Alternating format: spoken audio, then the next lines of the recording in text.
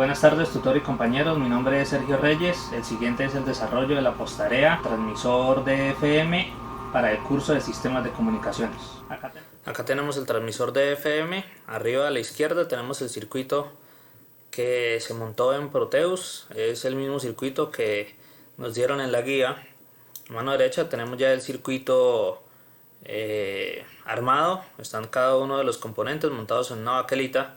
Tenemos acá el diagrama de bloques del transmisor DFM, con cada una de sus partes: el amplificador de audio que nos genera una señal de moduladora, el oscilador que nos genera una onda portadora, el modulador que combina las dos señales y nos genera una señal modulada.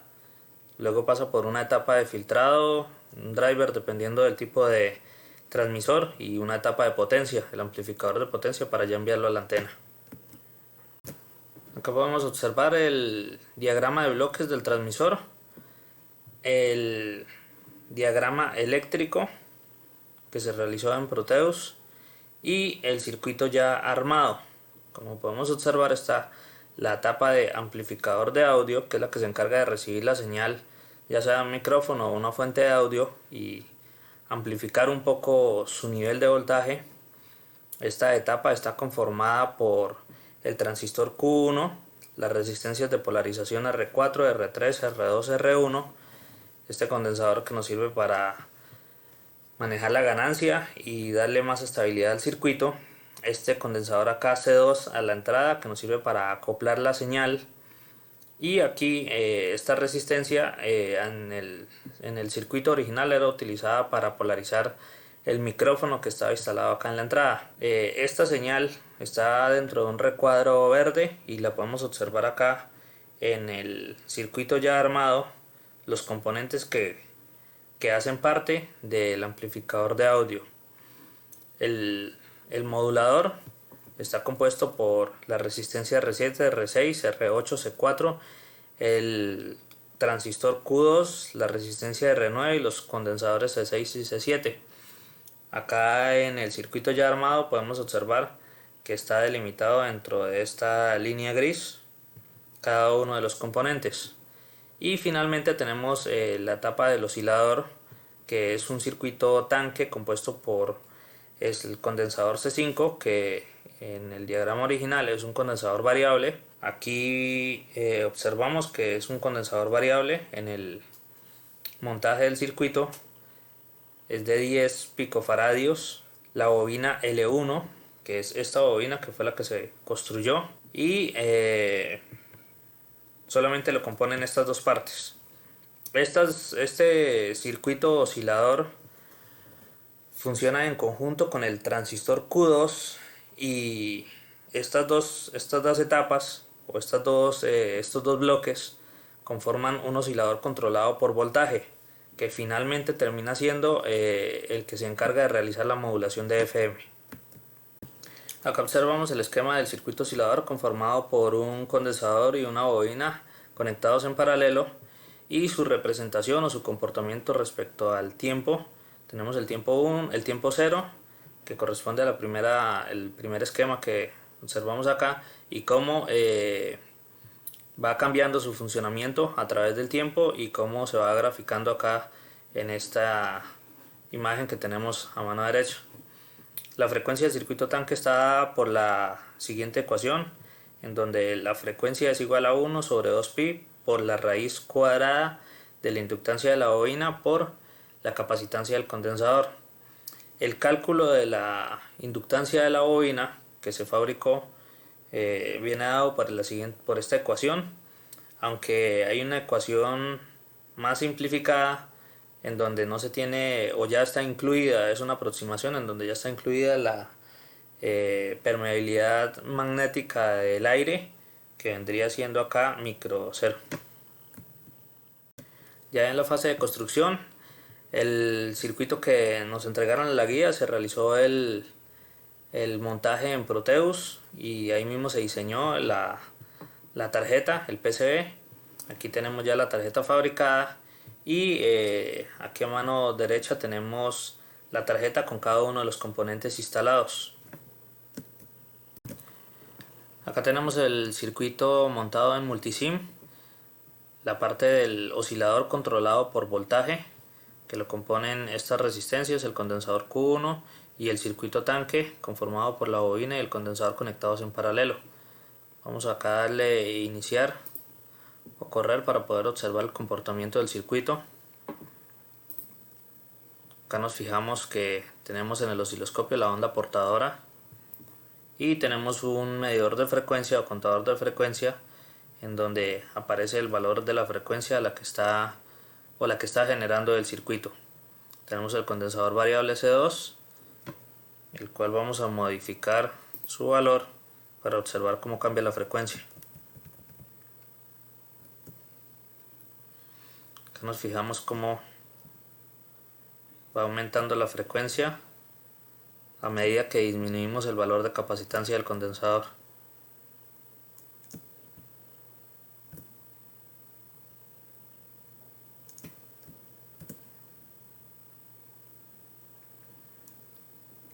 Como nos damos cuenta, hay cierta variación en la frecuencia, no se mantiene estable, y pues es normal en este circuito porque es un circuito muy básico.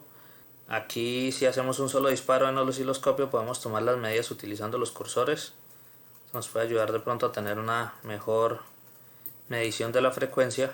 Acá tenemos la diferencia entre la medición de los dos cursores, la diferencia de tiempo de T2 y T1, que es de 9.9 nanosegundos. Con esto ya podemos hacer el cálculo de frecuencia y nos debería dar el mismo valor que nos está mostrando el medidor de frecuencia. Acá tenemos el transmisor ya montado. Se realizó el montaje en una baquelita en donde se realizó primero el diseño en Proteus. Lo tenemos alimentado con una batería de 9 voltios. Inicialmente se instaló el micrófono que habían propuesto en la guía, pero era muy bajo el nivel de sonido en el receptor. Entonces decidimos alimentar el circuito por medio de este cable a la salida del computador para pues poner el audio al amplificador. Para el armado del transmisor utilizamos transistores 2N3904, utilizamos un trimmer el rango es de 10 picofaradios. Estas fueron todas las pruebas que se hicieron con las diferentes bobinas, tratando de buscar que quedara la frecuencia de la onda portadora dentro del rango de FM de 88 a 100.8 MHz. La bobina tiene unas características que son 8.4 milímetros de diámetro, 5 espiras, una altura que en este momento pues es la distancia de donde inicia hasta donde termina la bobina, de 3.8 milímetros. La frecuencia seleccionada a la que sintonizamos el transmisor fue 90.9. Aquí ya tenemos el receptor, utilizamos este celular como receptor y ya está sintonizado a la frecuencia del transmisor. Entonces vamos a poner sonido acá desde el computador. Tenemos conectado por medio de este cable a la entrada del transmisor.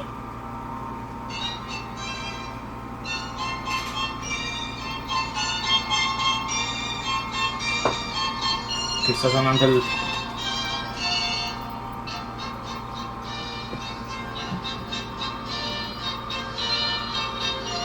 Vamos a hacer una prueba en donde desconectamos el transmisor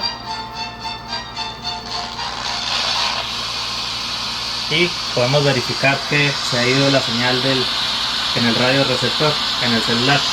Vamos a conectar nuevamente y acá tenemos la recepción. Vamos a parar la música y ahí nos damos cuenta que está funcionando correctamente. Sacamos de la parte intermedia de la bobina, utilizamos una antena helicoidal. Realmente la frecuencia para la que funciona esta antena es mucho más alta, pero pues para no agrandar el transmisor utilizamos este tamaño, ¿sí? Realizando los cálculos, esta antena debería tener un diámetro de 7 centímetros, una altura de 56 centímetros y 14 vueltas, lo cual es pues muy grande para el tamaño del transmisor. Aquí ya tenemos conectado el osciloscopio.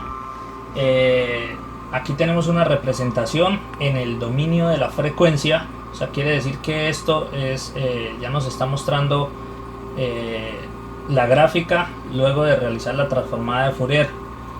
En realidad esto es un analizador de espectro en donde podemos observar que la frecuencia de centro, o sea la que aparece aquí en el pico más alto de la señal que estamos observando, es de 90.9 MHz, muy cercano a los 90.8 que sintonizamos en el receptor.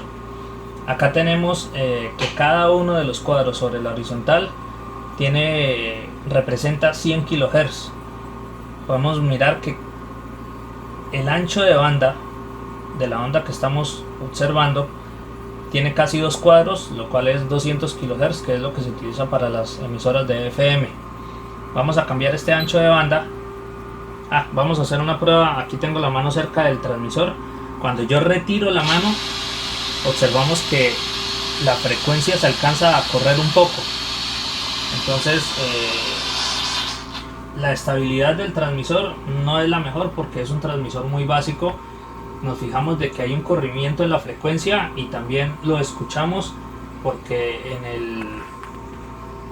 el radio receptor se alcanza a escuchar el ruido de que se desaparece la señal del transmisor.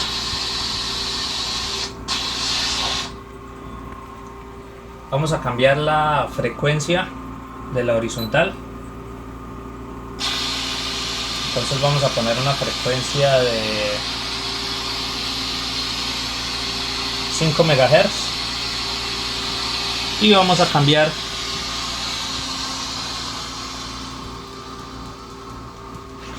a sintonizar nuevamente el transmisor para mirar en los rangos entre los que quedó funcionando. Entonces empezamos a mover y nos vamos fijando cómo va cambiando el pico allá en la onda, que es la que nos muestra la señal que está capturando el osciloscopio. Ahí terminó de subir, empezó a bajar. Entonces vamos a centrar esta frecuencia. Necesitamos 5 MHz. Vamos a centrar la frecuencia. Listo, nos dio una frecuencia aproximadamente de 101.8 MHz. Es la frecuencia más alta que se logró generar con el transmisor. Vamos a cambiar nuevamente para mirar a ver cuál es la frecuencia más baja que podemos generar.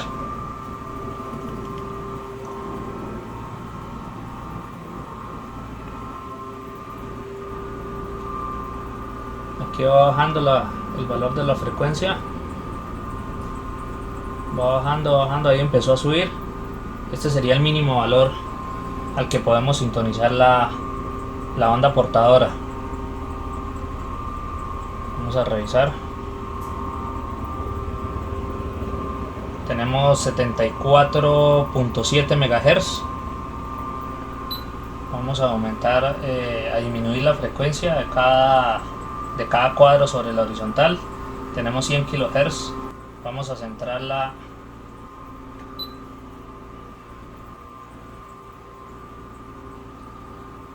y acá tenemos 74.5, que es la frecuencia más baja.